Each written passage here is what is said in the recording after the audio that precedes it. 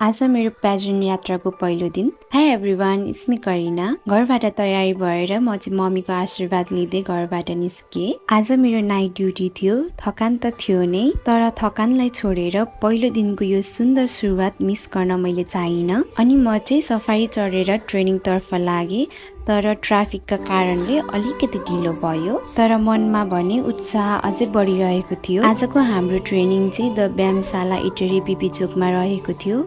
हाम्रो पहिलो दिन भएकोले हामी सबै पार्टिसिपेसनहरू निकै उत्साह थियौँ र केही समयपछि हाम्रो ट्रेनिङ सुरु भयो। आज हाम्रो ट्रेनिङमा चाहिँ बेसिक स्टेपहरू, र्याम्प वक पोजिसनहरू हाम्रो उमेश सरले हामीलाई सिकाउनु भएको थियो। यो त आज हाम्रो सुरुवात मात्र हो।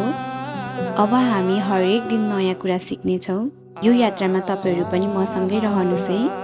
र यसरी सक्यो मेरो आज ट्रेनिङको पहिलो दिन। हामी फेरि अर्को भिडियोमा भेट्नेछौँ। By by.